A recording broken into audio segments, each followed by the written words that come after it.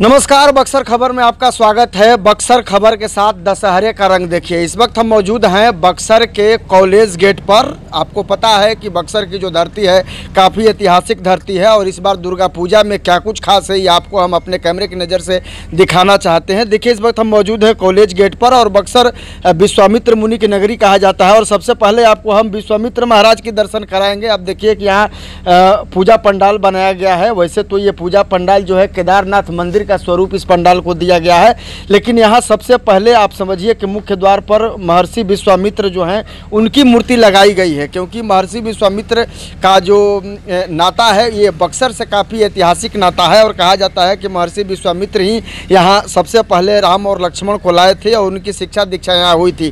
तो सबसे पहले आप ये देखने का आपको प्रयास करा रहे हैं, आपको दिखा रहे हैं कि देखिए कि केदारनाथ जो मंदिर है उसका स्वरूप इस पंडाल को दिया गया है। तो काफ़ी खूबसूरत नज़ारा है। हालांकि आज सप्तमी है तो पहला दिन है, तो जाहिर तौर पर आज भीड़ भाड़ का ज़्यादा माहौल नहीं है, लेकिन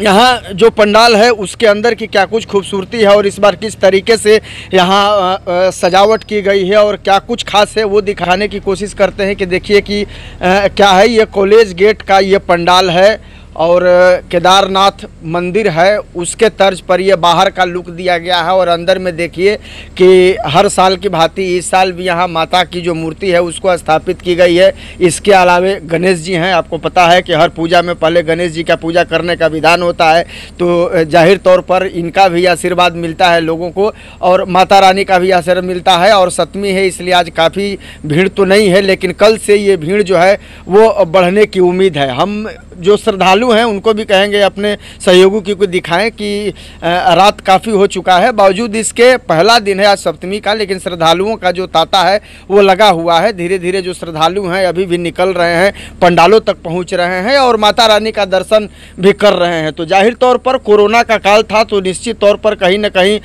पूजा पिछली बार नहीं हो पाया था, इसकी वजह से लोगों में इस बार की पूजा को लेकर के एक उत्सुकता थी। और जब सप्तमी को पंडाल खुल गए हैं तो जो लोग हैं वो लगातार अपने घरों से निकल रहे हैं और पंडालों तक पहुंच रहे हैं और यहाँ पहुंचने के बाद लगातार जो है वो माता रानी के दर्शन लोग कर रहे हैं। यहाँ पूजा समिति से जुड़े हुए कुछ लोग भी हैं, उनसे भी हम बातचीत करेंगे और उनसे भी समझने की कोशिश करेंगे कि इस बार क्या कुछ खास किया गया है।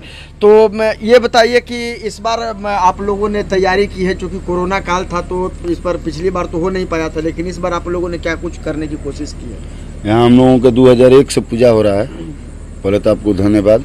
और 2001 से हम लोगों को पूजा हो रहा है। हमेशा की तरह इस बार भी नवमी के दिन भंडारा रहेगा, दसवीं के दिन खीर का प्रसाद रहेगा और कल अष्टमी के दिन नारियल का प्रसाद रहेगा। इसी तरह से माता का हम लोग करते हैं। इस बार कैसा नज़ारा दिख रहा है? चूँकि कोरोना का अब तो आज तो पहला दिन है, कल से कुछ अलग नज़ारा दिखेगा। लोगों में उत्साह दिख रहा है। आज के समय में तो बहुत ज़्यादा दिख रहा है। अब तो कल परसों से असली होगा। आप लोगों में भी उत्साह दिख रहा है? बहुत उत्साह दिख रहा है सर, है ना।